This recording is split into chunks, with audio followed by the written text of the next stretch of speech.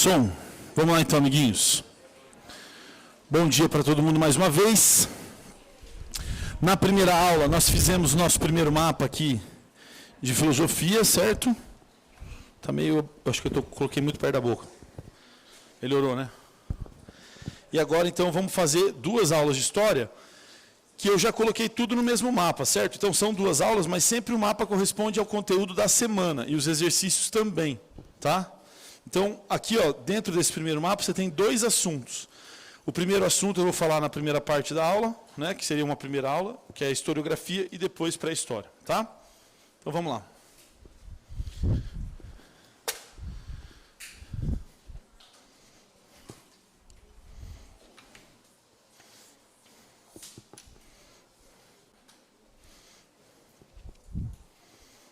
Hoje é dia 7, aniversário da minha mãe, gente. Eu fico numa tensão quando é aniversário, porque eu tenho medo de esquecer.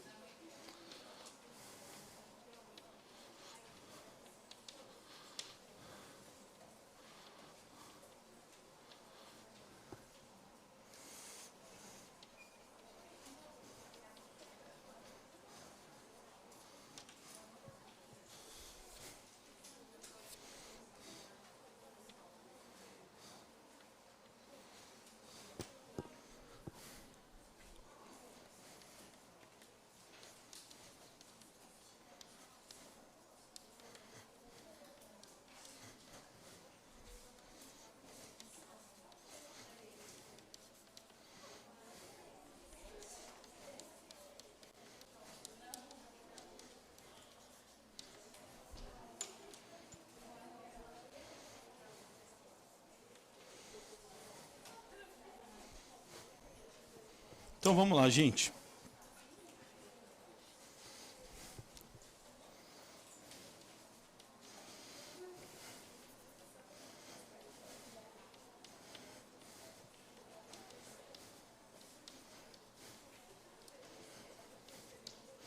Essa aula aqui é aquela primeira aula que o aluno fala assim, isso aí não é tão importante, até que cai.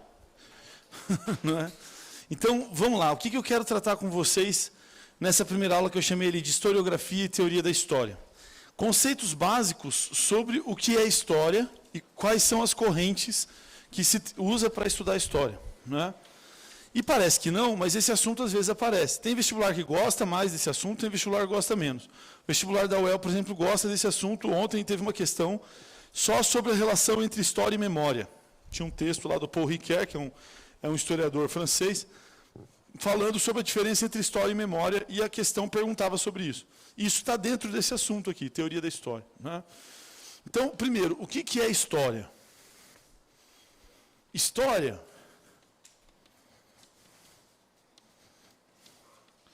é o nome de uma ciência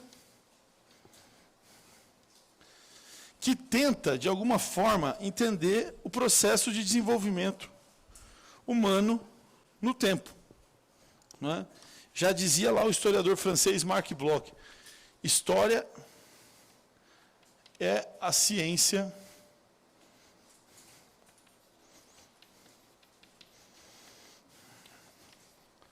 do homem no tempo.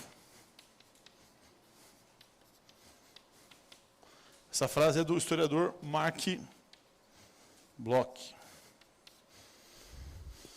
Não é? Então, a gente está falando de uma narrativa que pretende ser uma ciência. Ela vai lidar com o passado, mas ela pretende ser uma ciência do homem no tempo. Tudo bem? Professor, mas, por exemplo, aí minha avó, que é uma senhora vivida, se ela resolver escrever um livro falando sobre a infância dela, isso é história? Não, isso é memória. Então, a memória é uma narrativa social, quer dizer, criado pela sociedade sobre o passado.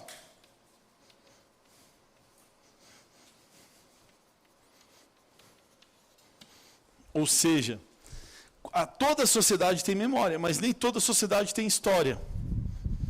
Por quê? Toda a sociedade cria uma narrativa sobre o seu passado. Mas nem toda sociedade tem cientistas que estão estudando de forma metódica, com método, com técnica, com provas, o que aconteceu no passado. Tudo bem? A narrativa do Rômulo e do Remo, né? É uma narrativa romana sobre o passado. Foi uma forma dos romanos criarem uma memória sobre o passado. Na verdade, era um mito que criava um efeito de memória, né? Criava lá uma explicação sobre como tinha surgido Roma. Mas aquilo era um estudo histórico sobre o passado? Não, porque não era um trabalho científico, no sentido de, olha, eu vou pegar um método, né, eu vou buscar criar. Né, então, aqui tem que ter um método. Eu tenho que usar fontes ou documentos para provar aquilo que eu estou falando. Né? Então, essa é uma diferença. Outra coisa, a memória, ela pode ser uma criação individual,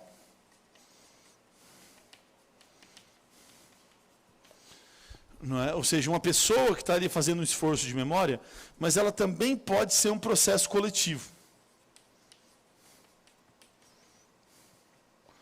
Porque a sociedade cria narrativas de memória e formas de memória. A memória coletiva, ela pode ser, por exemplo, dirigida pelo Estado. Quando o Estado cria um feriado. Não é? Por exemplo, quando o governo brasileiro criou lá aquele negócio que era sobre a ditadura, lembra? Como é que chamou mesmo aquele negócio? Comissão da Verdade. Né? Que era uma comissão criada pelo Estado brasileiro para investigar os crimes da ditadura. Aquilo é uma forma do Estado brasileiro se envolver na discussão sobre o que foi o nosso passado. Quando cria-se o feriado da consciência negra, a gente também está tentando mexer na memória da sociedade. Falar, a gente precisa lembrar disso aqui. A gente precisa discutir esse assunto aqui. Né? Então, a memória é produzida por vários agentes. Pode ser produzida pelo Estado, pode ser produzida pelas famílias também, de forma espontânea. Não é? A memória coletiva é produzida e reproduzida em festas, por exemplo. Festas coletivas. Não é? Rituais. Na África, por exemplo, tem muitas comunidades da África, tem uma figura que eles são chamados de griots. Quero assim, griotes. Esses griotes são homens memória, eles contam o passado daquela sociedade, né? Eles têm essa função dentro daquela sociedade. Falar sobre como é que foram as origens daquele povo, né? São sociedades ágrafas, não tem escrita, não tem livro, então esses homens memória, eles carregam a memória daquela sociedade.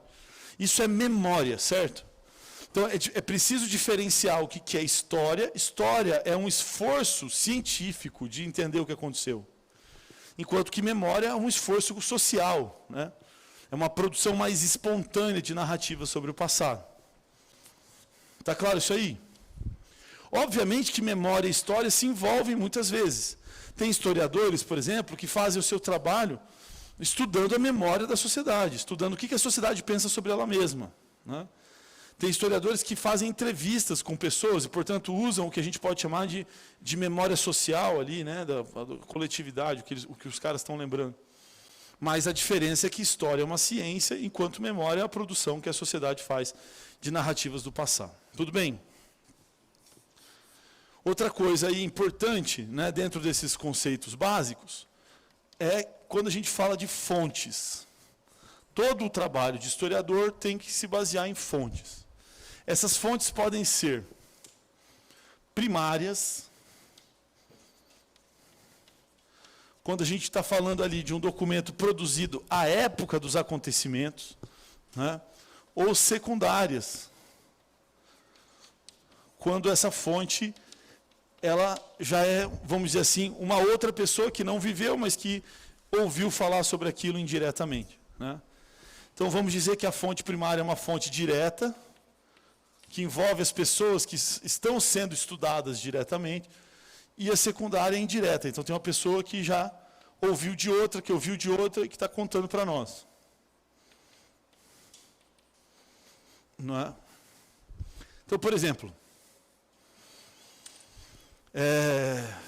se eu quero fazer um estudo sobre o chamado descobrimento do Brasil, aquele evento lá e tal, a chegada do Pedro Álvares Cabral ao Brasil no dia 22 de abril de 1500. Tem poucos documentos primários sobre isso.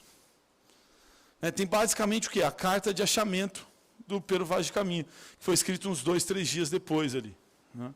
E o que ele fala sobre o que aconteceu é praticamente o único documento que a gente tem sobre esse evento. Agora, quantas pessoas já escreveram indiretamente sobre esse evento? Você pode entrar numa biblioteca e achar dezenas de livros que falam sobre isso. Não é? Mas como fonte primária, basicamente o que a gente tem é a carta do Pero Vaz de Caminha. Não é? Tudo bem? Se eu for pegar, por exemplo, Cristo. Cristo foi uma figura, pensando na história, que provavelmente existiu mesmo. Dificilmente não existiu. Por quê? Porque muitas pessoas diferentes, que não se conheciam, contaram narrativas muito parecidas sobre ele. Então, esses eventos ali, né, que envolvem a história do Cristo histórico, né, como se chama assim, da pessoa histórica de Cristo, provavelmente aquilo aconteceu. Por quê? Porque tem muita gente diferente que falou sobre ele. Mas tem uma fonte primária sobre Cristo? Não tem. Não é? Ou seja, um documento direto escrito por ele? Não tem. Ou alguém que tenha convivido com ele ali diretamente que produziu? Tem, mas ali 50, 60 anos depois. Né? Os primeiros evangelhos são dos 50, ele morreu provavelmente uns 20 anos antes dos documentos começarem a ser escritos. Né? E mesmo o único daqueles 4 evangelhos básicos ali da Bíblia, o único que conviveu diretamente foi o João. Né? Os outros não. Então, produzir uma fonte primária é quando você tem um documento que foi produzido diretamente pelas pessoas que estão envolvidas naquela pesquisa. Sócrates também não tem um livro dele. Né? O que a gente sabe sobre Sócrates é indiretamente através de Platão e Xenofonte, que são os 2 principais caras que falam sobre ele. Então, quando a gente fala de fonte primária, é um documento que foi produzido diretamente pelas pessoas que você está estudando. Fonte secundária já são outras pessoas falando sobre aquelas pessoas. Né? Já é um narrador indireto. Então, isso é uma nomenclatura importante também. Outra coisa. Oi, pode falar. Não entendi? Não, fonte secundária não é necessariamente memória, porque pode ser, inclusive, o trabalho de outro historiador. Por exemplo, se eu vou falar sobre o descobrimento do Brasil, mas para falar sobre o descobrimento do Brasil, eu estudo a obra, por exemplo, do Eduardo Bueno, que é um jornalista que escreve bastante sobre o descobrimento do Brasil. Eu estou usando um trabalho de história, certo? Só que eu não estou usando os documentos diretos daquela época. Eu estou usando um historiador que falou sobre esses documentos. Eu estou usando uma fonte secundária, que não é memória, é história. Entendeu? Porque aquele cara estava fazendo história. Ele estava fazendo uma pesquisa científica. Ele não estava criando uma narrativa social. Entendeu? Então, não necessariamente uma fonte secundária é memória. Pode ser que seja memória, mas pode ser, inclusive, história também. Né? Ou, sei lá, pode ser um documento de uma outra pessoa, tipo um advogado que escreveu sobre um crime cometido por aquela pessoa que eu quero estudar. Né? Esse advogado, ele produziu uma fonte que, em relação àquela pessoa que eu quero estudar, é uma fonte secundária. Né? Oi. Uma autobiografia seria uma fonte primária? Se eu quero falar, exatamente, se eu quero falar sobre a pessoa biografada, sim. Tudo depende do que eu estou pesquisando, certo? Tudo depende do que eu estou pesquisando. Por exemplo, se eu quero estudar o Sócrates, não tem fonte primária, mas se eu quero estudar a interpretação da época sobre a figura de Sócrates, daí tem um monte de fonte primária. Porque tem um monte de pessoa que escreveu sobre ele. Né? Então, tudo depende de qual é a pergunta que eu estou tentando desvendar, qual que é o assunto. Então, o que pode ser fonte primária num caso, pode virar fonte secundária no outro, depende. Né? Muito bem, a história como ciência, a gente pode dizer que ela tem a sua origem lá na Grécia. Por quê? Porque na Grécia apareceu um cara chamado Heródoto, que ele decidiu fazer o seguinte. Heródoto. Ele decidiu que ele ia escrever um livro sobre a guerra, sobre aquelas guerras que foram ocasionadas pelas invasões persas da Grécia, as chamadas guerras médicas. Né? Ele queria estudar as guerras médicas. Mas o que ele fez então? Ele viajou até os lugares onde teve batalha, entrevistou pessoas que tinham participado das batalhas, né? E começou a fazer uma espécie de investigação. Como se ele fosse um policial, assim, né? Fazendo uma investigação, tipo, você estava lá? O que aconteceu? Aonde você estava no dia tal? Sabe, esse tipo de coisa. Ele começa a investigar as pessoas, entrevistar as pessoas, ir aos lugares onde aconteceu. Ele vai criando hipóteses sobre as versões que as pessoas lhe apresentam. Eu ouvi falar, algumas pessoas me disseram isso, mas eu fui em tal lugar e eu vi que é improvável isso que ele falou. É improvável por causa disso, disso e disso. Né? E ele começa a fazer uma longa narrativa sobre a guerra, sobre as guerras médicas, e ele chama esse livro, quando ele escreve, termina essa pesquisa, ele chama esse livro de história.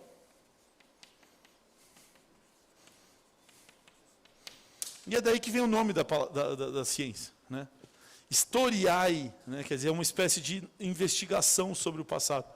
Era um verbo que ele usou para escrever o nome do livro. Né? E ele é considerado, então, o pai da história. Ele não está fazendo um mito mais. Ele está fazendo uma investigação racional sobre os fatos do passado. E, portanto, nós temos aí o nascimento da história. Né? Depois dele tem um outro chamado Tucídides, que faz o mesmo trabalho, só que agora com as guerras do Peloponeso.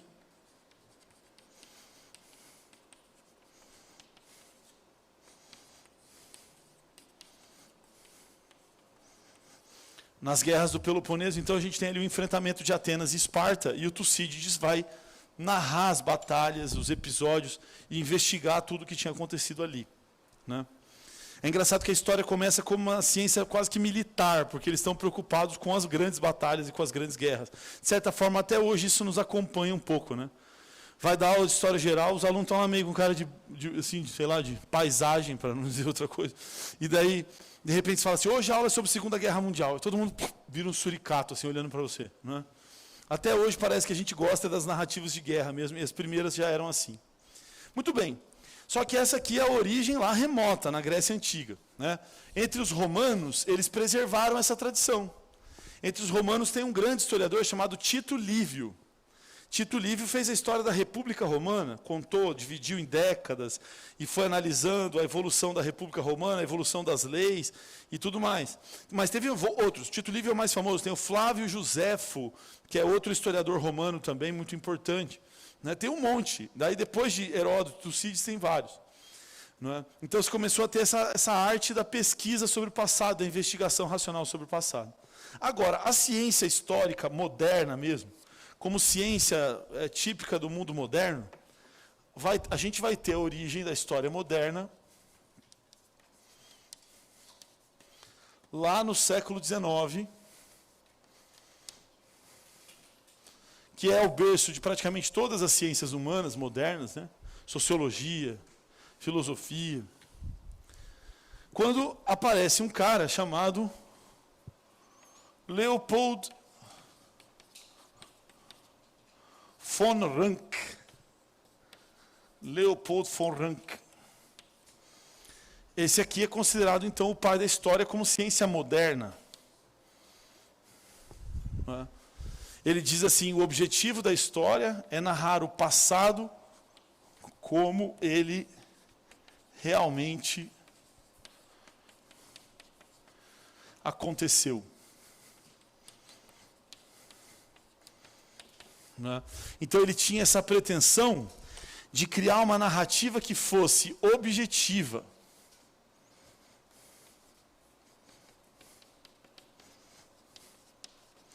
Que fosse neutra. Então ele tinha essa pretensão de que ele seria capaz de, ao estudar os documentos do passado, criar uma narrativa perfeita dos fatos. Né? Lá em Londrina tinha um programa policial que o cara falava assim, a propaganda, o slogan do programa era assim, existem 3 versões, a do bandido, a do policial e a verdadeira. Né? E daí, programa fulano de tal. Né? E ele, quer dizer, ele estava querendo dizer assim, eu dou a versão verdadeira dos fatos e dos acontecimentos. Né? É mais ou menos essa a pretensão do Leopold von Ranke. Eu vou contar a história como ela realmente aconteceu. Então, por ele ter essa visão assim, de que ele criaria uma ciência objetiva e neutra, essa primeira corrente foi chamada de corrente positivista. Certo? Por quê? Porque lembra muito o positivismo do Comte, com a mesma ideia de objetividade e neutralidade. Né? Então, a gente pode chamar de escola positivista.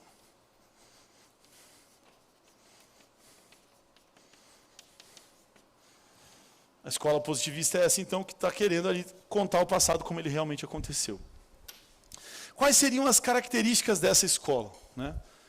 Dessa primeira versão aí, do primeiro jeito de fazer história como ciência. Primeiro, ele só trabalhava com documentos escritos e oficiais. Ou seja, só documento emitido pelo Estado e só documento escrito. Por isso que, antes da escrita, esses primeiros historiadores chamavam de pré-história. Por quê? Porque se a história só trabalha com documento escrito, antes de ter escrita não tinha história. Então, eles chamam esse período de pré-história. Né? Hoje em dia não faz mais sentido esse termo, porque a gente não entende só como documentos escritos. A gente entende que tem documento não escrito que também é documento. Outra coisa, os positivistas eles tinham uma ênfase muito grande no Estado, não é? E nos grandes eventos e personagens.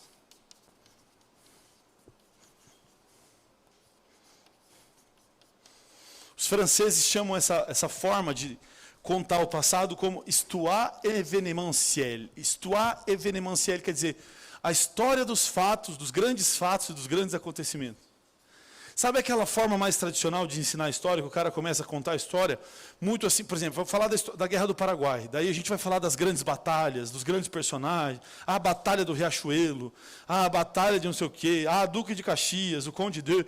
Quando a gente faz essa narrativa muito focada nos grandes eventos, nos grandes personagens, a gente está fazendo uma historiografia mais próxima aqui do positivismo. Então, o positivismo era uma forma de contar o passado, focando, sobretudo, não é, no Estado, nos grandes heróis, não é, e nos grandes eventos. Então, a gente vai falar sobre Roma, a gente vai focar no quê? Júlio César, Cícero, Sêneca, os grandes personagens. Não é? Fala. Tito Livio é um cara só. É o historiador romano aqui, ó, que entrou aqui embaixo. Eu falei, mas não escrevi no quadro, certo? Tito Livio. Lá nas origens da história, ainda no mundo antigo, tá? Vai inspirar muito o Maquiavel, mais tarde. Tudo bem? Então, essa seria uma primeira escola, uma primeira forma de contar a história. Aí, já no século XX,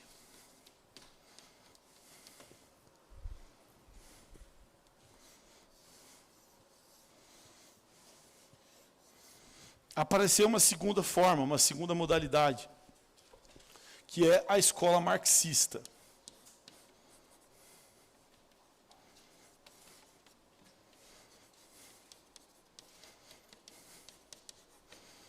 Os marxistas, eles então pensaram diferente, falaram, não é justo contar a história só pelo ponto de vista do Estado e dos grandes personagens do Estado. Por quê? Por que vocês acham que o marxista vai reclamar desse tipo de narrativa histórica? Porque ele exclui o pobre, ele exclui o pequeno, não é? Você fala, como diz o poema lá do Bertolt Brecht, quem construiu a muralha da China? Quem construiu Tebas de 7 portas? Daí ele fala, nos livros de história está o nome dos reis. Mas foram os reis que carregaram os tijolos? Entendeu? Essa pergunta é a pergunta que resume a ideia da escola marxista. Eles falam, não, é preciso estudar a história pelo ponto de vista dos de baixo. Não é? É preciso pensar na classe trabalhadora.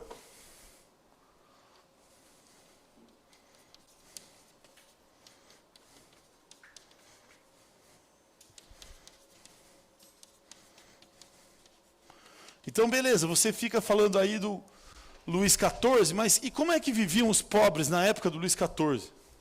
Você fica falando de Carlos Magno, mas e os servos da gleba?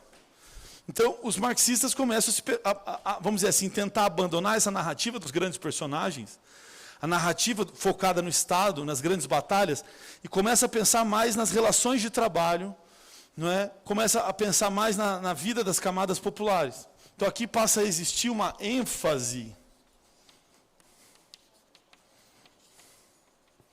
econômica e social. Não é? As pessoas começam a estudar, sobretudo, os conflitos sociais. Então vamos pensar um pouquinho sobre a revolta da vacina, né? E os problemas, o que causou a revolta da vacina? A Guerra de Canudos.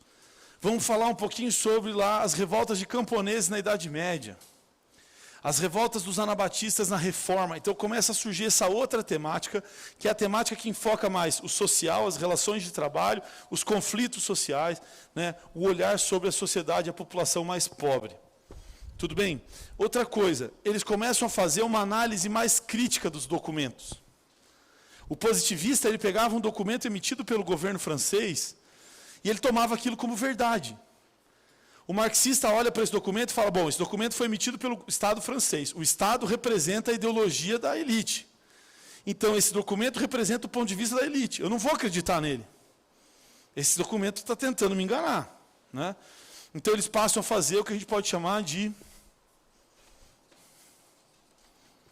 análise crítica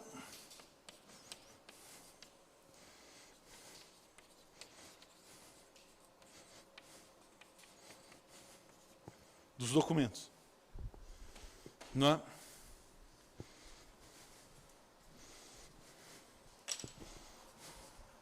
Batuta isso aí, amiguinhos.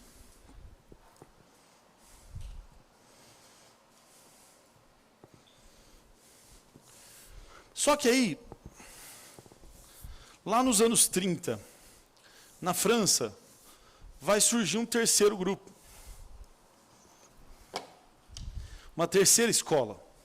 Está dentro do século XX ainda, tá?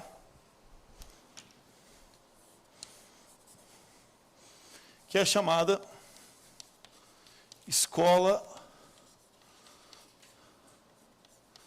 dos Análises.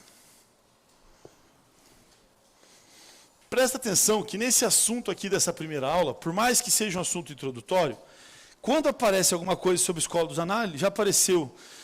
por exemplo, aqui na UEL, já apareceu aqui na segunda fase da UEM, já apareceu em questões de provas do Rio de Janeiro, etc., as pessoas ficam muito perdidas. Né? A Escola de Frankfurt, todo mundo sabe, todo mundo já ouviu falar, mas tem algumas coisas que pegam a gente um pouco de surpresa. Então, se você ouviu falar de Escola dos Análises, o que é a Escola dos Análises? É o seguinte, na década de 1930, na França, dois historiadores, um chamado Marc Bloch e outro chamado Lucien Febvre, eles fundaram uma revista científica, que nem tem a Nature, por exemplo, né? Eles fundaram uma revista científica que revolucionou o jeito de pesquisar a história. Essa revista se chama...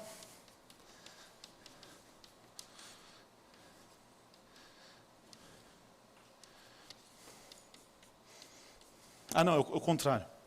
Escrevi errado.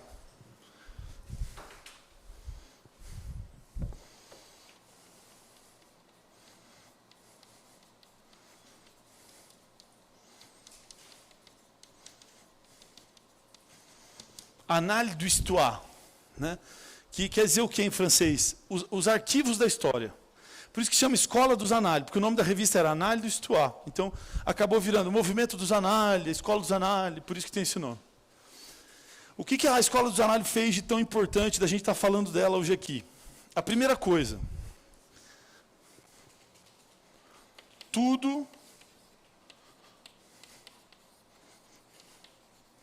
é documento.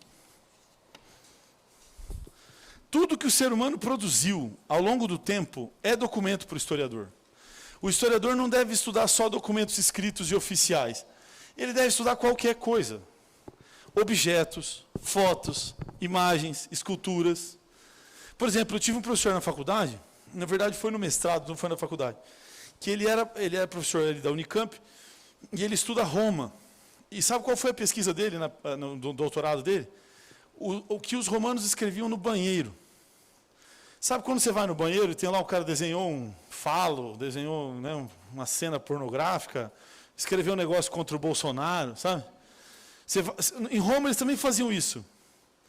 Então ele falou, bom, eu quero saber o que os romanos escreviam no banheiro. E ele começou a estudar as inscrições que existiam em banheiros públicos, em Roma. Eles falam, mas qual a importância disso? E ele vai falar, ué, tem coisa que a gente só escreve no banheiro. Tem informações sobre Roma que você só vai encontrar no banheiro. Por quê? Porque nos documentos oficiais do Estado o cara não vai escrever aquilo.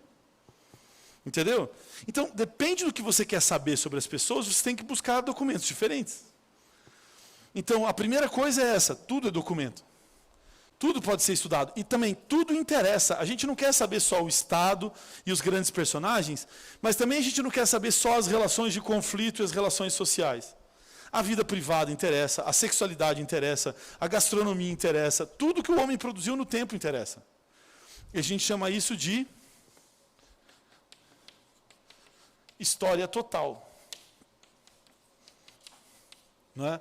A escola dos análises, às vezes, é chamada de história cultural, porque ela se voltou mais para as questões culturais. Entendeu? Então, os historiadores da escola dos análises começaram a estudar mais o comportamento, o cotidiano, a vida privada. Como é que era a vida mesmo, no dia a dia? Entendeu? Sabe aquele tipo de pergunta que às vezes você tem durante a aula, assim? Tá, mas como é que era a casa de um camponês na Idade Média? Como é que era o dia a dia? Onde é que eles comiam? Sabe que, por exemplo, na Idade Média não tinha prato, né? Era muito caro ter prato, assim. Então, só rico, muito rico, tinha prato. Sabe como é que era o prato? Era um pão velho.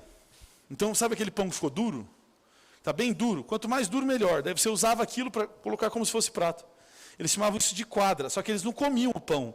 Só comiam o conteúdo, para deixar para a próxima refeição, colocar mais coisa ali em cima para comer. Então, ia juntando uma refeição em cima da outra, em cima do pão, tá ligado? Meu Deus, você vai imaginando daqui uma semana como é que estava o pão, né? Então, isso é só um detalhezinho que esses caras começaram a descobrir, né? A chamada história total. Outra coisa.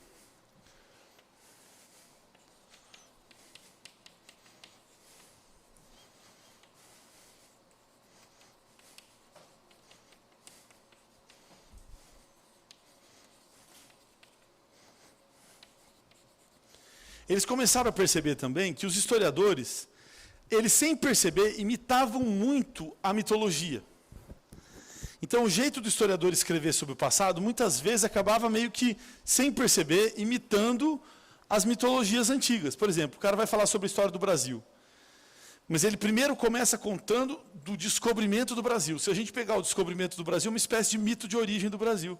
É como se fosse o rei Arthur tirando a Excalibur da pedra, que é o dia que nasceu a Inglaterra, na mitologia da Inglaterra. É como o Rômulo matando o Remo e fundando Roma. Por que tem que ter uma narrativa que fala do primeiro dia daquela sociedade? Por que a gente tem que achar que teve um primeiro dia onde surgiu o Brasil? Quem disse que o Brasil nasceu no descobrimento do Brasil?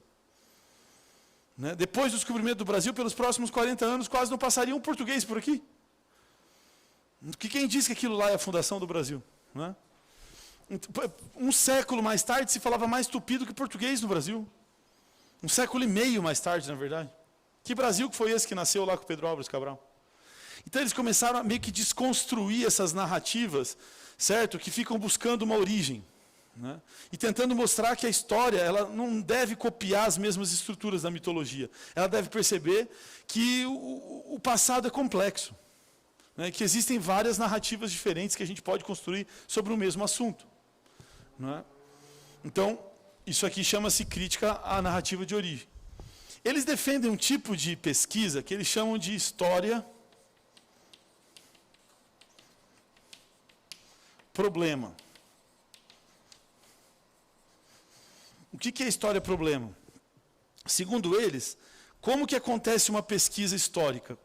Ela começa quando nasce um problema, uma pergunta. A história nasce de uma pergunta. Qual é a pergunta? Quando você tem uma dúvida, por exemplo, eu acabei de falar, como vivia uma pessoa, um cidadão, um afegão médio na Idade Média? Como é que era a vida de um francês da Provence, no século XVI? Essa é uma pergunta, esse é um problema.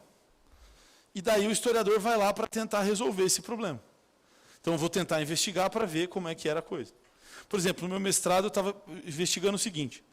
Na Segunda Guerra, antes de começar a Segunda Guerra, a gente tivemos um grande grupo de judeus que, fugindo do nazismo, vieram para a nossa região, aqui para o norte do Paraná. Estava começando a colonização do norte do Paraná. Londrina foi fundada em 1932, foi a primeira cidade aqui da região, estava começando essa colonização, né? Era Vargas, tinha um monte de imigrante chegando.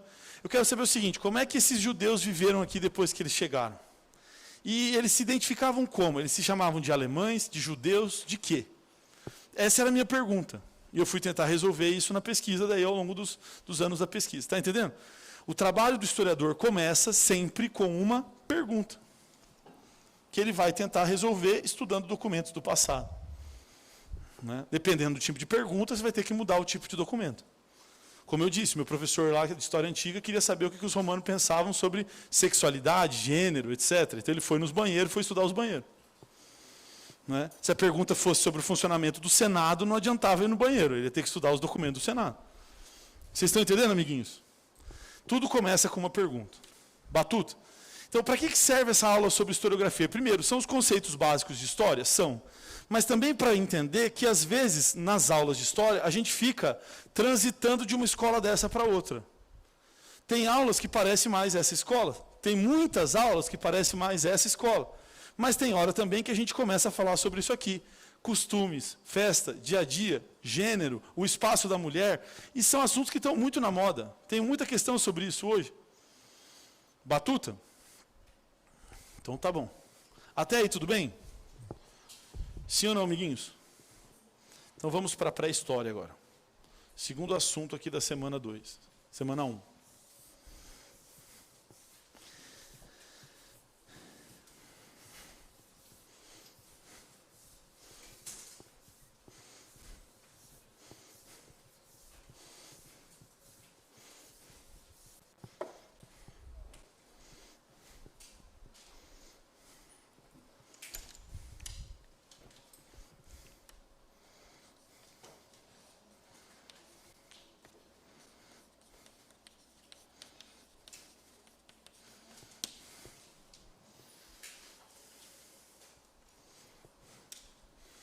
Esse termo pré-história é hoje um termo bastante criticado, né, entre os historiadores, obviamente. Porque é sempre chato você dar o nome de alguma coisa fazendo referência a uma coisa que vai vir depois. Né? Tipo, se a gente chamasse, por exemplo, o primeiro ano, é que nem falar pré-vestibular, já é ruim, né? Por quê? Porque já fica dando ansiedade. Olha o vestibular lá, olha o vestibular. Né? Pré-socráticos, é sacanagem também, porque daí enfatiza o Sócrates, não os caras, né? Então, é duro isso aí. Pré-história é a mesma coisa. Né? Então, a gente fica valorizando o que vai vir depois. Mas é o nome que se consagrou sobre esse período. Né? Lembrando que pré-história é tudo que aconteceu com o ser humano até o surgimento da escrita, que está lá em 4.000 anos antes de Cristo. Então, nós estamos falando aqui de um oceano de tempo. Como eu disse hoje na primeira aula, a história mesmo tem 6.000 anos, mas a pré-história tem, sei lá, pelo menos uns 96. Né? Provavelmente 200.000 anos de pré-história. Por quê? Porque o surgimento do Homo sapiens mesmo, como a gente conhece, ele está ali mais ou menos 100.000, 200.000, 300.000 anos, né, antes de Cristo. Então, é muito maior a pré-história do que a história, propriamente falando. A gente vai dividir a pré-história só em duas fases. Certo? O Paleolítico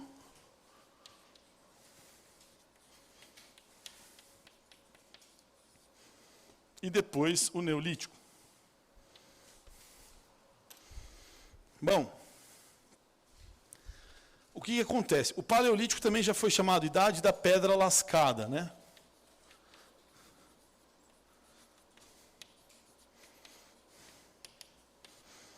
Mas, literalmente, a palavra Paleolítico quer dizer pedra velha. Paleo é velho, né? Então, Paleolítico, pedra velha. Mas por que o nome desse período está ligado à pedra? Por causa dos documentos. Quais são os documentos que nós temos sobre essa época? Basicamente, são objetos feitos de pedra. Não tem só objeto feito de pedra, tem objeto feito de osso, tem objeto feito de madeira, mas a grande maioria dos objetos, tem objeto feito de cerâmica, né? Mas a grande maioria dos objetos encontrados nessa fase são basicamente feitos de pedra. Por quê? Porque são os que sobraram mais. Se você faz um vaso, né, de barro e faz um objeto, sei lá, uma ponta de uma lança de pedra, qual é a maior chance de daqui, sei lá, 10 mil anos esse negócio continuar existindo? O vaso de barro tem que dar uma sorte lascada para continuar existindo. Porque senão ele acaba desaparecendo, é ou não é? Sua mãe comprou um vaso, botar uma flor, qual que é a chance de daqui 10 anos esse vaso existir? Já não é muito grande. Imagina daqui 10 mil anos, né? Os objetos feitos de pedra sobram mais, eles têm uma durabilidade maior. E é por isso que hoje, quando a gente olha para a pré-história, a maior parte dos documentos que a gente tem sobre a pré-história são objetos feitos de pedra e só. Então, o que a gente sabe sobre esse período? Bom, a gente sabe que nesse período aqui, não é?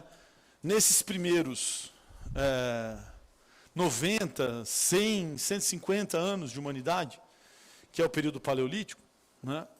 Nós estamos falando, eu não coloquei a data aqui, mas nós estamos falando nesse período aqui do paleolítico, lá do surgimento do homem até 10 mil anos antes de Cristo. Né? A gente sabe que nesse período aconteceu o quê, por exemplo? A colonização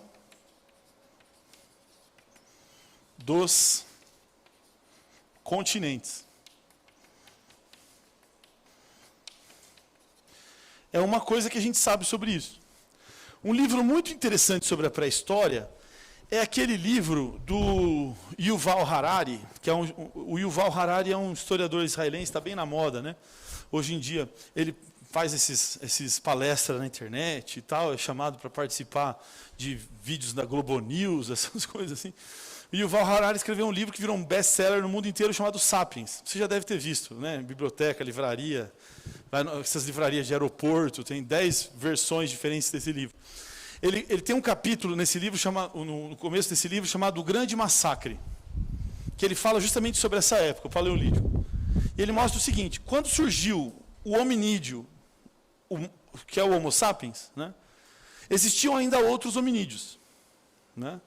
Porque esse gênero Homo, ele teoricamente, hoje em dia só existe uma espécie dentro desse gênero. Né? Não tem Homo sapiens e Homo outra coisa, só tem Homo sapiens. Né? E o que aconteceu com os outros hominídeos? A gente matou tudo nessa época aí. Por isso que esse primeiro capítulo do livro Sapiens, lá do Harari, se chama, não é, O Grande Massacre. Não só a gente sabe que o homem ocupou todos os continentes no Paleolítico, mas como ele entrou em competição com outros hominídeos. O Cro-Magnon, por exemplo, né, que escreve Cro-Magnon. Muitas vezes a gente fala Cro-Magnon, mas a pronúncia é Cro-Magnon. O Cro-Magnon, que é um hominídeo europeu, né, muito forte, maior do que o ser humano, em média, né, a estrutura óssea dele era maior que a nossa. Eram uns caras grandão, né, forte, com um pré-frontal aqui, um córtex pré-frontal, que é essa parte do cérebro aqui bem para frente, né, onde fica a nossa testa aqui. Um córtex pré-frontal bem menor do que o nosso. Né. A parte mais evoluída do cérebro humano era justamente o que faltava ao Cro-Magnon. Ele tinha provavelmente uma capacidade de pensamento, reflexão, comunicação menor do que a gente, né? Mas era muito forte fisicamente. Ele entrou em competição com a gente lá na região do Oriente Médio. E nós ganhamos. Nós ocupamos o Oriente Médio, depois ocupamos a Europa, e o Cro-Magnon desapareceu. Né? Então a gente deve ter entrado em competição ecológica ali, e nós vencemos. Né? E assim foi a ocupação dos outros continentes. Nesse período aqui, nós ocupamos todos os continentes, inclusive a América. Lembre-se daquele fóssil que pegou fogo lá no museu lá do Rio de Janeiro, né? O fóssil Luzia. É um fóssil feminino encontrado no Brasil, que tinha 90 mil anos, certo? Datado de 90 mil anos. Então, e veja, isso aqui, esse 90 mil anos é antes da Era do Gelo. Porque aquela passagem pelo Estreito de Bering, né, que os seres humanos passaram lá, né, da terra do Putin lá para o lado do Alasca, e aquilo é 50 mil anos. A Luzia tem 90 mil anos. Então, antes de acontecer a passagem pelo Estreito de Bering na Era do Gelo, já tinha ser humano na América por pelo menos 40 mil anos. Né? Então, a ocupação da América foi feita pelo mar, provavelmente. A primeira ocupação, a primeira onda migratória. Né? Então, esses caras, professor, já sabiam fazer navegação. Já. E não é só a Luzia que prova isso, não. Tem sítio arqueológico na Califórnia, que mostra lá um monte de embarcações do Paleolítico. Tem a ocupação da Austrália, tem a ocupação das ilhas da Polinésia, tem a ocupação de todas as ilhas do Pacífico, é tudo no Paleolítico. O homem do Paleolítico sabia navegar. Já assistiram Moana, aquele negócio da Disney lá? Né? Que mostra isso, aquelas embarcações meio primitivas, mas uma grande habilidade de navegação que o homem do Paleolítico tinha de fato. Né? Outra coisa importante, o domínio do fogo.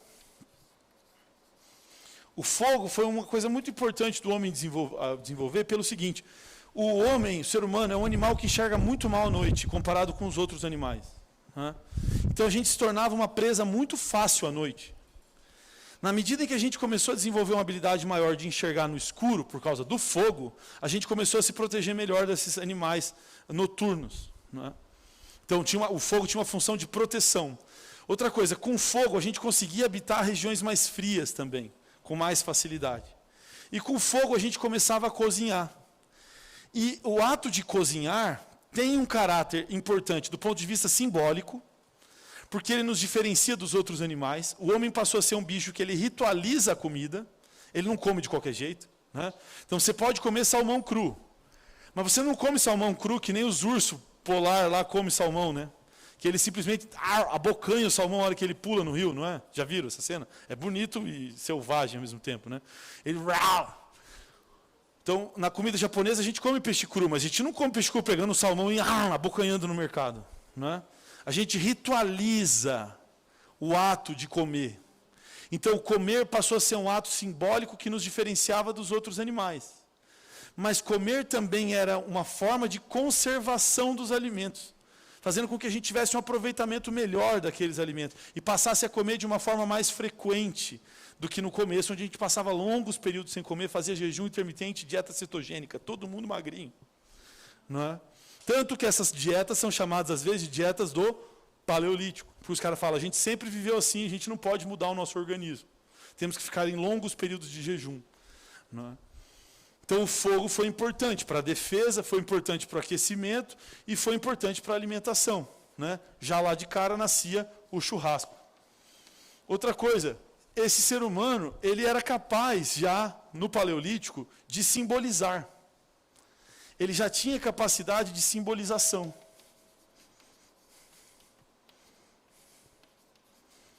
Não é? Antigamente, as pessoas defendiam a teoria de que a simbolização ela aconteceu assim, como se fosse um milagre. Né? Como se fosse é a chamada teoria do ponto de mutação. Sabe assim, ó, é água, está esfriando a água. É água, pum, virou gelo. Um ponto crítico. Na verdade, não é ponto de mutação, não. O nome dessa teoria é a teoria do ponto crítico. Então, olha aqui para mim, amiguinhos. Então, tem um ponto crítico da água, certo? Ela é água, de repente, puf, virou gelo. O avião na pista do aeroporto, ele está acelerando, daí tem um ponto crítico que ele faz assim, fum. Não é? Então, antigamente, as pessoas pensavam que a capacidade de simbolização humana, ela tinha acontecido do mesmo jeito. É um animal como outro qualquer, mas tem um cerebrão. A girafa tem um pescoção, a gente tem um cerebrão. Então, é um animal que tem um cérebro desproporcional, né? Tipo, muito maior do que normalmente os cérebros dos outros animais em relação ao corpo. Então, as pessoas pensavam assim, não, tinha um cerebrão, de repente, pum, saiu falando. Como se fosse uma coisa assim, um ato de uma hora para outra, um ponto crítico. Né? Chegou num ponto de desenvolvimento do cérebro, de repente, pau, começou a falar. E não é assim. Então, hoje a gente entende que houve um desenvolvimento gradual da simbolização.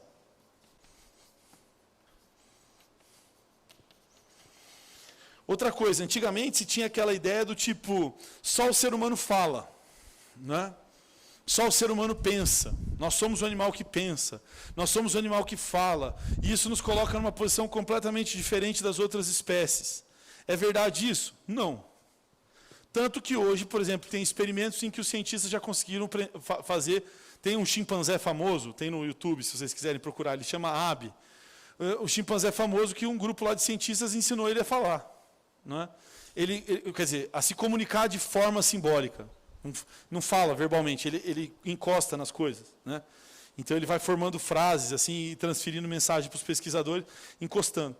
O aprendizado dele é muito lento. Ele é um chimpanzé velho, eles passaram a vida inteira, ele só aprendeu a falar agora que ele está velho. Então ele levou a vida inteira o que uma criança leva ali 8 meses, né? 1 ano e meio para conseguir fazer. Então, lógico que há uma diferença enorme entre a comunicação dos seres humanos e a comunicação de um chimpanzé, mas já conseguiram fazer um chimpanzé falar. Né?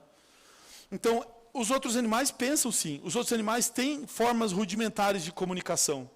Né? Assim como a gente se comunica, eles também se comunicam. A gente faz parte da natureza. Tudo que a gente sabe fazer, a natureza também sabe. Né? Só que a gente faz num nível que é excepcional e completamente diferente dos outros animais. Né? Então, e outra coisa, me parece que a grande maravilha do cérebro humano é a memória, que é a capacidade que a gente tem de reter o que a geração anterior aprendeu e passar para a próxima. O filho desse chimpanzé vai saber falar? Provavelmente não. Né? E essa é a nossa capacidade. Uma criança de 5 anos acumula um conhecimento rápido que a humanidade levou milênios para desenvolver. Quantos milênios foram responsáveis, foram precisos para que a gente chegasse no triângulo pitagórico? Milênios e milênios e milênios de racionalidade, não é? E uma criança de 12 anos sabe brincar com o triângulo pitagórico, faz lá o cálculo da hipotenusa. Então, a gente tem essa capacidade de conseguir fazer com que as descobertas da geração anterior sejam preservadas para as próximas. Não é? Através daquilo que a gente aprendeu agora na primeira aula, chamado memória. A memória, não é? Seja a memória individual, orgânica, cerebral, seja a memória coletiva, é quem faz com que os saberes acumulados de uma geração passem para outra. E o ser humano, assim, foi sofisticando as suas formas de comunicação, as suas formas de compreensão do mundo. Quando a gente chega, por exemplo, lá para 50 mil anos antes de Cristo, a gente entra num período que alguns chamam de mesolítico, e aí cria-se uma terceira divisão. Seria paleolítico, mesolítico e neolítico. Mas a maioria dos exercícios dos livros não usa assim, e também acho que complica um pouco. O nome desse período é Paleolítico Superior. Então, vamos entender aqui que a partir de 50 mil anos, a gente está ainda dentro do Paleolítico, né? São os últimos 40 mil anos do Paleolítico, de 50 a 10 mil, né? A gente entra numa fase, que é o finalzinho do Paleolítico, chamado Paleolítico Superior. Né? Nessa fase aqui, a gente tem um crescimento da capacidade de simbolização. Então, a gente percebe que os objetos encontrados dessa época são mais complexos, muito mais complexos, aliás, do que os objetos encontrados antes, em períodos anteriores. Por exemplo, a gente começa a ter aqui no Paleolítico Superior pintura rupestre.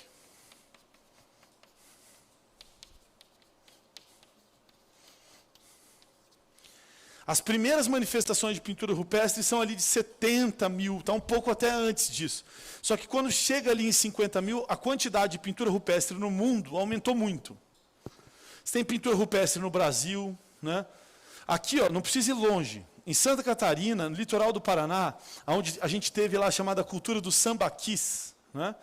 Os índios dessa região no Brasil, estamos falando de 10 mil anos atrás, os índios, eles que deram origem depois aos chamados tupis, né, os ancestrais dos tupis, ali daquele litoral de Santa Catarina e litoral do Paraná, eles construíam como se fossem pirâmides, assim, né, só que eram construções cônicas, não eram exatamente pirâmides, eram cônicas, que eram construídas com conchas. Né. Os índios do sambaquis, eles faziam um monte de pinturas rupestres. Né. Tem um monte de caverninha na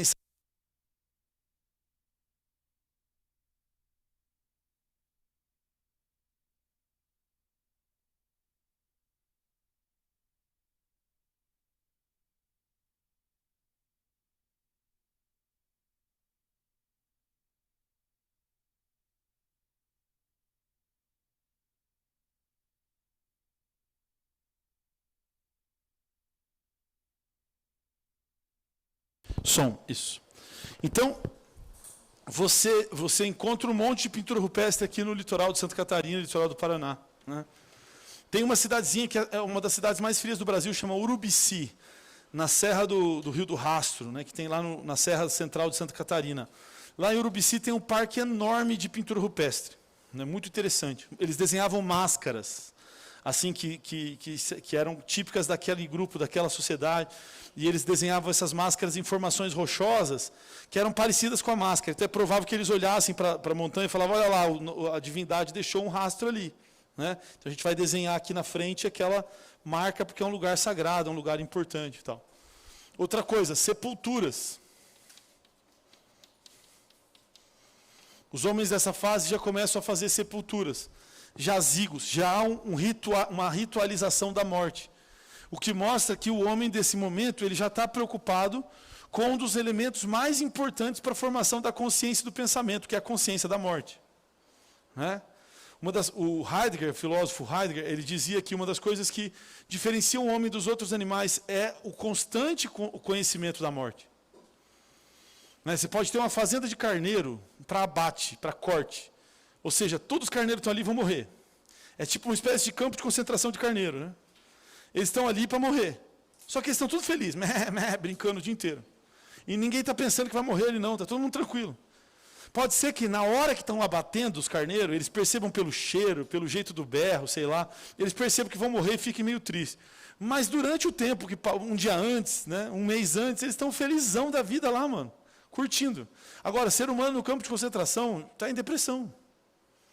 Está lá, meu Deus, qual é o sentido da vida? Como é que Deus me deixou parar nessa? E, meu Deus, por que eu estou aqui? O que eu fiz? Qual é a minha culpa? De quem é a culpa? Por que a gente tem essa diferença? Porque a gente tem esse constante consciência da morte, constante consciência do tempo, constante consciência da memória. Em algum dia, os nossos ancestrais olharam, né, e falavam, pô, eu estou parecendo com meu pai. Eu estou parecendo com meu pai. Meu pai é careca, estou ficando parecido com meu pai. Cada vez eu fico mais parecido com meu pai. Só que o meu pai está cada vez mais parecido com meu avô. E meu filho está cada vez mais parecido comigo. Ou seja, o meu avô já morreu. Eu estou na fila, então. O meu pai é o próximo, tá ligado? Pode ser que eu fure a fila também, acontece isso, mas o meu pai é o próximo da fila, mas daqui a pouco sou eu. Então a gente começa a pensar sobre isso. E aí a gente precisa simbolizar a morte. E a existência de sepultura já mostra, então, que o homem é um animal bastante consciente em relação à sua própria história no tempo. Estão entendendo, amiguinhos? Outra coisa que aparece aqui, não é? Esculturas. Lembra das Vênus de Willendorf? Fala, amigo.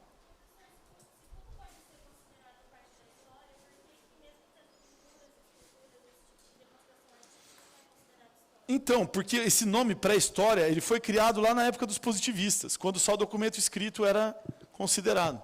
Né? Batuta, então lembra das Vênus de Willendorf? Vocês já viram essa escultura, não já? É uma série de esculturas arredondadinhas, assim, de mulheres, né? Já viram, não já? As Vênus de Willendorf são dessa época, Paleolítico Superior, foram encontradas na Holanda. Uma série de simbolizações na forma de escultura femininas, provavelmente simbolizando a fertilidade. Não é? Outra coisa, tecidos já começam a ser produzidos e cerâmica.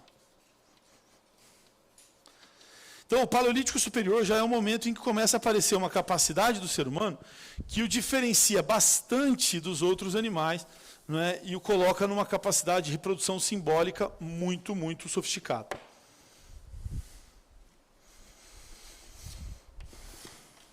Batuta. Só que aí o que acontece? Nesse período também, você já tem o início das primeiras domesticações de animais. Né? Então, os homens aprenderam a criar e selecionar artificialmente os bichos. Então, eu vi que tinha um cachorro muito bravo e um cachorro muito manso. O que eu faço? Eu vou pegar para mim o filhotinho do manso. E deixo os bravos para lá. Daí, esses mansos aqui tiveram um filho, uma ninhada. Os mais mansinhos eu pego para criar, os outros eu largo. Vou fazendo seleção artificial. Né? Com o tempo que eu tenho um animal doméstico. Então começou a existir a chamada domesticação de plantas e animais, porque eu posso fazer a mesma coisa com as plantas. Né? Eu pego aquela que deu a melhor espiga, e eu vou semear sementes dessa planta que deu a melhor espiga. E daí, aquelas que não deu boa eu separo, as que deu bom eu separo para usar. E assim vou fazendo seleção artificial e eu vou começando a dominar o ciclo das plantas. Né? Então, já no Paleolítico Superior, a gente começa a ter formas de agricultura e pecuária, só que ainda de forma muito incipiente. Ou seja, de forma muito inicial. Quando a gente chega em 10.000, a produção agrícola já é boa e a criação de animais já é boa a ponto de surgirem os primeiros grupos de sedentários. Ou seja, os primeiros grupos humanos que não viajavam, não eram nômades, não viviam de caça e coleta. E passaram a se sedentarizar. É nesse ponto que a gente entra, então, no Neolítico. Chamado também de Idade da Pedra Polida, apesar de que a palavra Neolítico quer dizer literalmente pedra nova.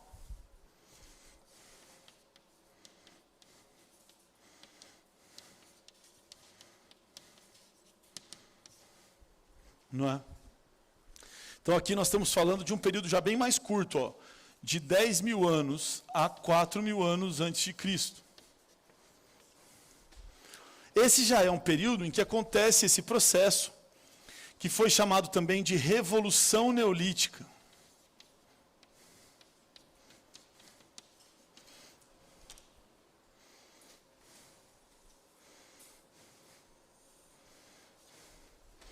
Revolução Neolítica, que é o processo de sedentarização. Esse termo Revolução Neolítica foi cunhado por um arqueólogo inglês chamado Gordon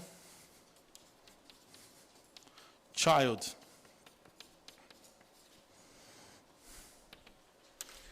Por que revolução? Por que ele chamou de Revolução Neolítica? Porque a sedentarização do homem, ela mudou muito dramaticamente a forma do homem viver. Certo? O ser humano nunca mais seria o mesmo depois da sedentarização. Primeiro, você começa a ter uma mudança completa na dieta. Por quê? Porque a gente passa a ter acesso a uma quantidade estável, constante, né, e num volume muito maior de alimentos. Por causa da agricultura, a gente tem uma abundância de carboidratos, né, coisas que eram muito difíceis de achar. Se você sair no meio de uma floresta, a coisa mais difícil que vai ter para você achar ali, você vai achar um monte de fibra na floresta, um monte de castanha, né, um monte de pequenas frutinhas, vai achar pequenas fontes de proteína, né, proteína animal, ovos de lagarto, ovos de aves, né, que você pode se alimentar disso, também caças, né, mas a coisa mais difícil de você achar é carboidrato. Então, a alimentação do Paleolítico era uma alimentação que tinha pouco carboidrato e formas muito variadas. Comia-se carboidratos diferentes, cereais diferentes, né, fontes de proteína diferentes. Então, era uma comida que era pouca, não era muito abundante, tinha pouco carboidrato, era muito espaçado, comia-se pouco. Né? Então, comei agora, mas vou comer de novo daqui 3 dias, 2 dias. Né? Era todo mundo vivendo aquele largados e pelados o dia inteiro. Né? Largados e Pelados para Sempre, do Discovery Kids, do Discovery, sei lá o quê, que é o nome daquele canal lá que faz Largados e Pelados. Só que agora não, agora a gente tem um monte de carboidrato, porque a gente aprendeu a domesticar plantas, justamente plantas que são ricas em carboidrato. Né? Sempre a Revolução Neolítica, ela está envolvida com alguma fonte forte de carboidrato. Daqui a pouco eu vou explicar melhor isso. Só que também a nossa dieta passou a ser menos variada. Por quê? Porque agora a gente tem 3, 4 fontes de carboidrato e come isso o dia inteiro. Outra coisa, a gente cria os mesmos animais, então a gente passa a ter também a mesma fonte de proteína. Já parou para pensar que a gente come frango, porco, né, tilápia e boi? Basicamente é isso. Né? A gente come trigo, milho, arroz, mandioca, batata, e é isso. O resto é variação pequena. Então, a alimentação ela ficou menos diversa, mas mais abundante. Não é? Outra coisa, as pessoas passaram a viver num lugar só. Então, você passa a ter, por exemplo, uma preocupação com a defesa, não é? Com a propriedade, porque você tem que manter aquilo. Não é? Com a acumulação.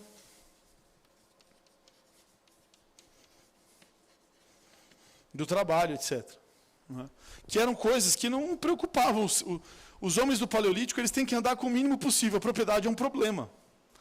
Entendeu? Imagina você ganhar um baú de herança, cheio de coisas e utensílios. Se fosse no Paleolítico, os caras iam falar, meu Deus, o que eu fiz para merecer isso? Agora eu vou ter que andar com esse baú. A vida inteira viajando nômade com um baú nas costas. É um castigo. Agora, no sedentarismo, você ganhou um baú, você fala, nossa, que massa, cara, ganhei um baú.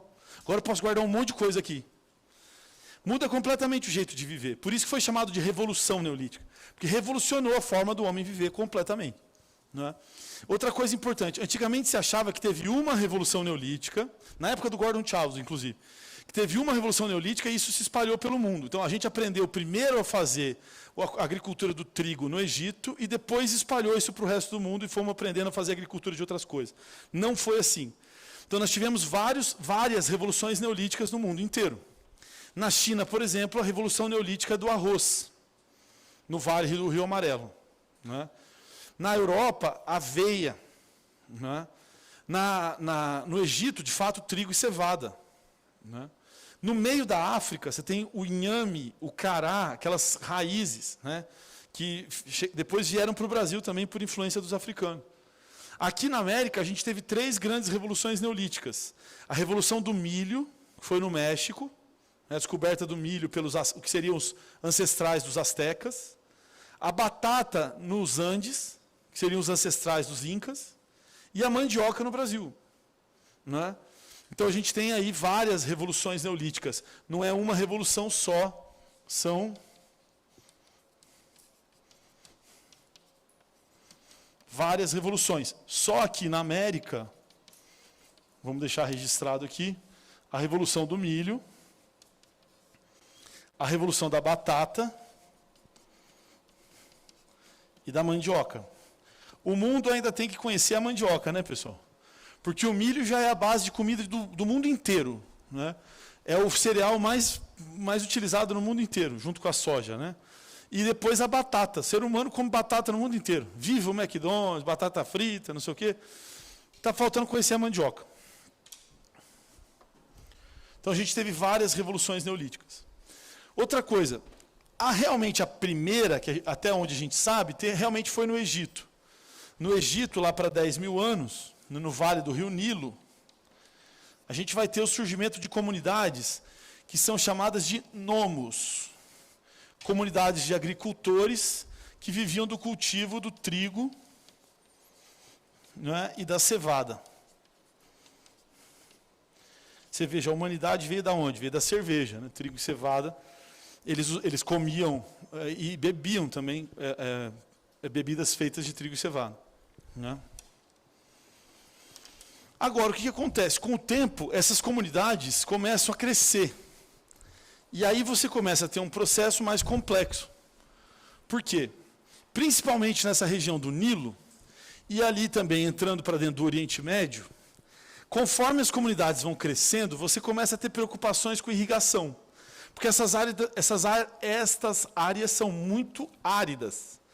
Então, para sobreviver ali, você precisava desviar o curso dos rios, criar canais de irrigação, criar tanques, diques, né, para acumulação de água, para você conseguir sobreviver.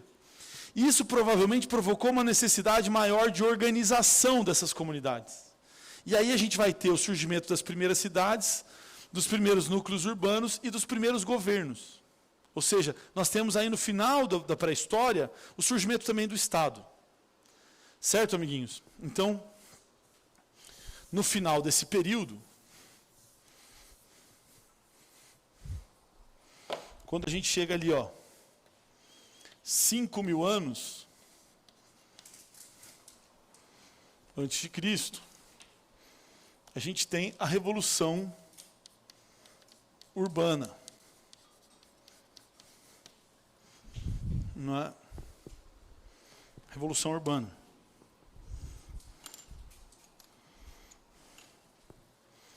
Que é o surgimento aí dos primeiros núcleos urbanos.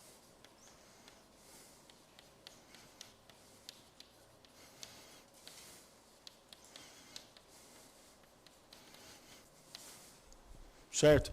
Estamos falando ali principalmente da região do que depois vai ser a Mesopotâmia.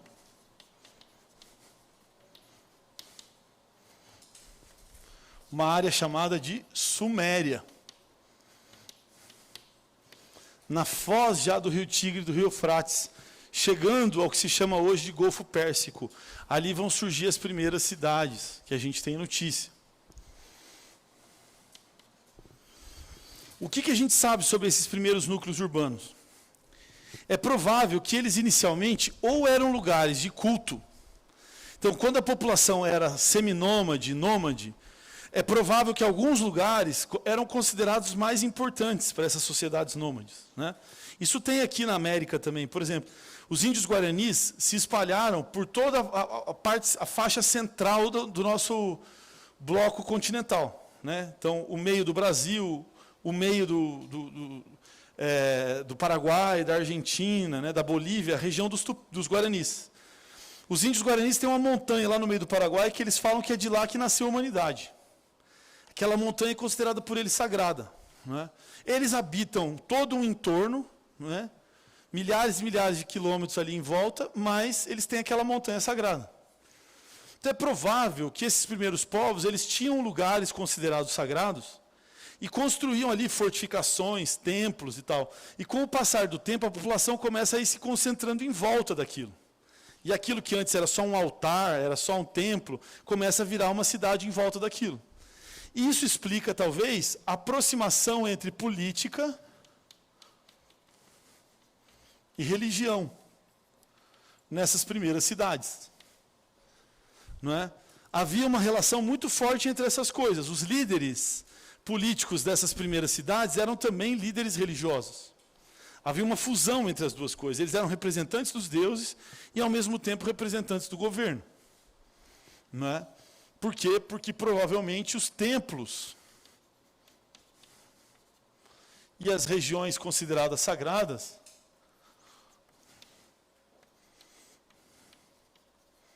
foram responsáveis por motivar o surgimento dessas primeiras cidades, né?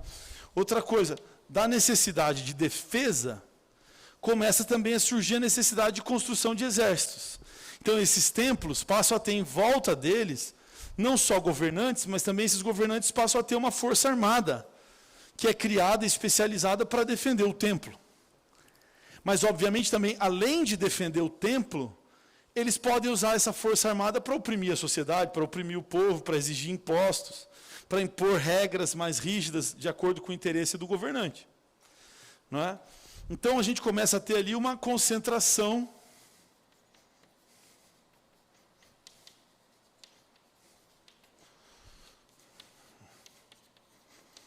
de poder militar, que é o que caracteriza depois o surgimento do Estado. Quando que a gente tem o Estado? Quando a gente tem um núcleo de pessoas vivendo em determinado lugar, onde você tem um líder que acumula poder e capacidade de violência. Por que uma tribo, por exemplo, se você pegar uma tribo brasileira aí, perdida lá no meio da Amazônia, lá uma comunidade que faz uma clareira no meio da floresta e vivem lá 150 pessoas. Não é? Aquilo é um Estado? Não, não é. Por que não é um Estado? Porque mesmo se você pegar o cacique não tem em volta dele um exército. Então o cacique não pode chegar e falar assim, ó, vocês vão pagar imposto para mim e tal. Não é? E todo mundo fala, oh, beleza, eu vou pagar imposto. Ó, tem que pagar o imposto de renda, e pessoal, está vencendo o imposto de renda na tribo. Não tem como fazer isso. Por quê? Porque ele não tem um aparato militar. Ele não conseguiu gerar essa concentração de poder militar. Está entendendo? Ele é uma autoridade, as pessoas obedecem, respeitam e tal, mas ele não tem como impor a vontade dele a dos outros. Se a comunidade inteira se voltar contra ele, ferrou. Tanto que muitas vezes isso acontece em sociedades indígenas. O cacique não é exatamente um poder militar. Então muitas vezes as pessoas desobedecem os caciques nas tribos, ao contrário do que a gente às vezes imagina. Não é? Só que, na sociedade onde passa a existir essa concentração militar, passa a existir um aparato militar, ou seja, um exército, obediente ao líder governante, então ali passou a existir um Estado. Está entendendo? Porque a concentração desse aparato militar faz com que esse governante tenha o poder de impor regras, de impor fronteiras, né? De impor leis, etc, etc. Nós estamos falando então aqui do surgimento do Estado. Não por acaso o Max Weber definiu o Estado como um conjunto de pessoas que detêm o monopólio do uso legítimo da força. Chega um momento que o cara fala assim, ó, eu posso matar, mas você não pode. Eu posso prender, mas você não pode. Eu posso dizer o que é certo e errado e você não pode. Quando nasceu essa hierarquia, né, nasceu essa desigualdade de poder, nasceu o Estado. Não é? Então, nesse processo de revolução urbana, acaba surgindo o Estado aqui.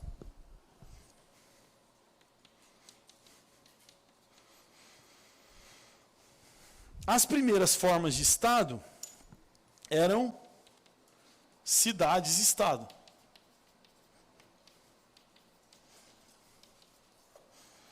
Então, o poder do governante se limitava ao tamanho ali de uma cidade. Vocês já pararam para pensar sobre isso? Ó? Veja bem, uma cidade é uma coisa que existe fisicamente. Né? Então, se a gente pudesse subir aqui no alto de um prédio bem alto aqui em Maringá, que a gente pudesse olhar assim 360 graus assim, né, para Maringá inteira, você conseguiria ver concretamente com seus olhos a cidade de Maringá. Então, a cidade de Maringá é uma coisa que existe concretamente. Pense que as cidades dessa época são cidades de 5 mil, 10 mil, 15 mil pessoas no máximo. Não 500 mil pessoas que nem Maringá. Né? Mas mesmo Maringá dá para ver fisicamente. Põe um drone lá, põe o drone para subir e tirar uma foto da cidade. Assim. Né? Então tem uma existência concreta. Mas, por exemplo, o estado do Paraná não tem uma existência concreta. Porque não dá para ver a fronteira do Paraná com São Paulo. Ela não existe de verdade. Não é verdade? O Brasil não tem uma existência concreta. A única coisa que tem uma existência concreta do ponto de vista político é a cidade. O poder político, o Estado, ele nasceu da cidade. O resto é abstração. Entendeu? De repente os caras começaram a falar, não, mas eu governo essa outra cidade. Então esse monte de cidades que eu controlo, eu vou chamar aqui de país. Né? Mas o país tem origem dessa expansão do poder de uma cidade para as outras. Inicialmente, cada cidade tinha o seu governo. Por isso que a primeira forma de Estado é a cidade-Estado. Estão entendendo, amiguinhos? Sim ou não? Então, inicialmente, as primeiras cidades da Suméria, elas eram cidades-Estado. Por quê? Porque você tem que ter uma autoridade sobre um negócio que existe concretamente. Uma cidade existe concretamente. Só que aí o que aconteceu? Olha só que interessante. Quando a gente está ali mais ou menos em 4.500 anos, não é? A gente começa a ter o processo de desenvolvimento da metalurgia. Então, nessa área aí do Oriente Médio, você vai ter ali 4.500 anos antes de Cristo, o desenvolvimento de objetos feitos de cobre.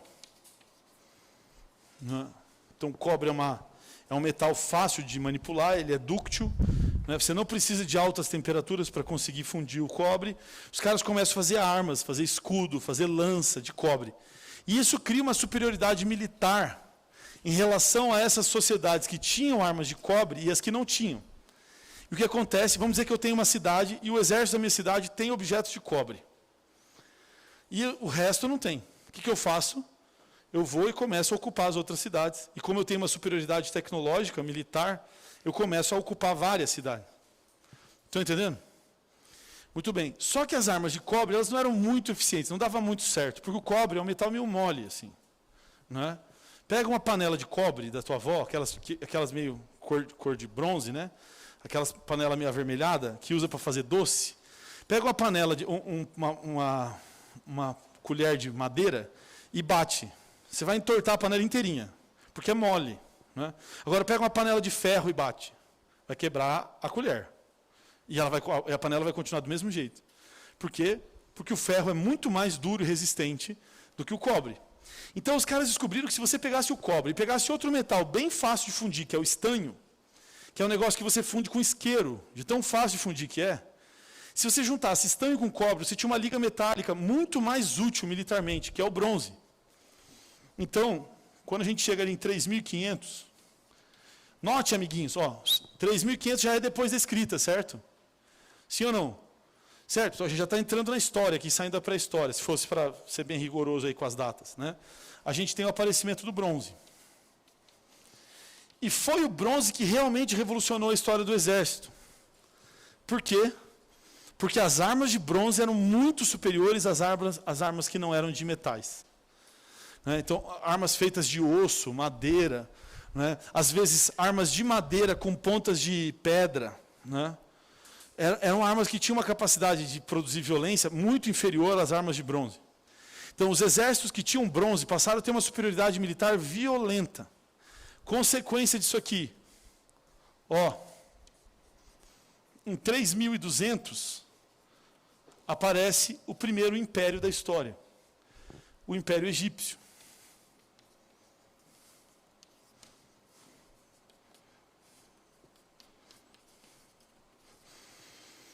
E o Império Egípcio tem alguma coisa a ver com o bronze? Tem tudo a ver com o bronze.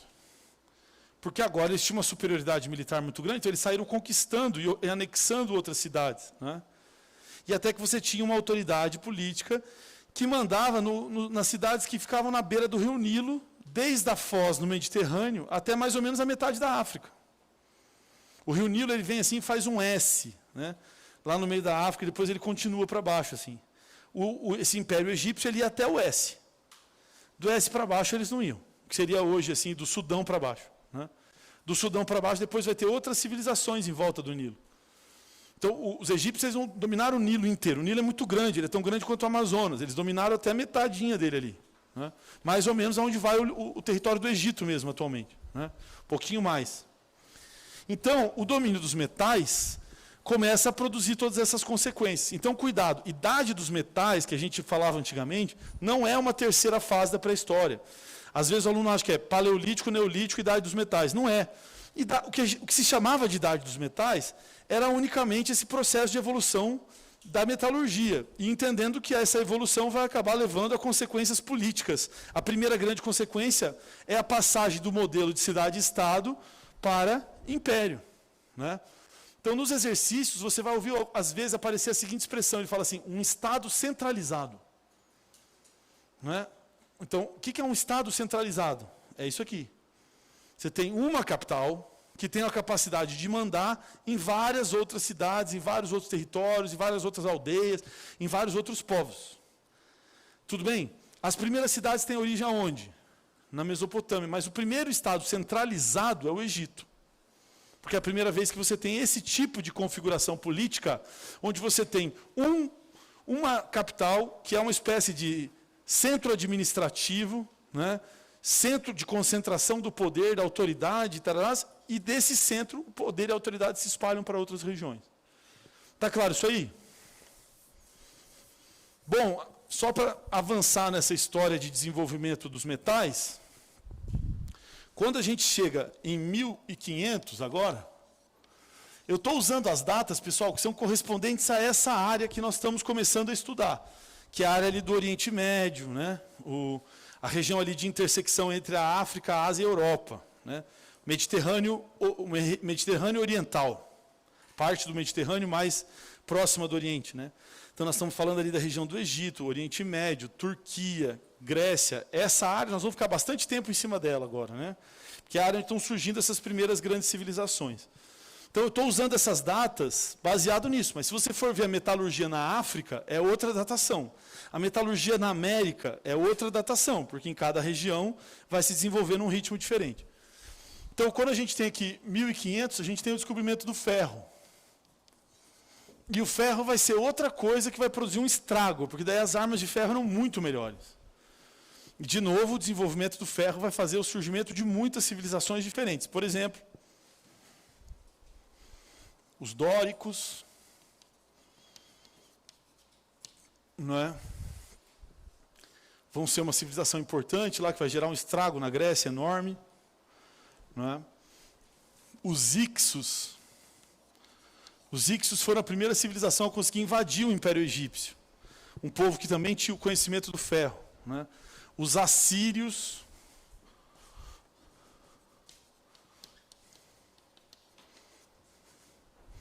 na Mesopotâmia, depois, mais tarde, também estavam ligados ao surgimento do ferro. Então, o ferro vai ser um elemento importantíssimo também no desenvolvimento militar e no aparecimento de novas sociedades guerreiras, assim, mais fortes.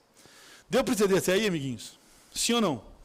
Então, agora, ó, a gente vai focar nessa região aqui. Ó.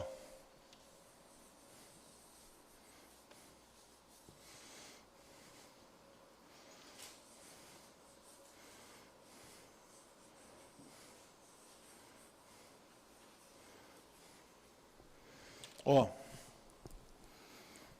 aqui é o mar Mediterrâneo.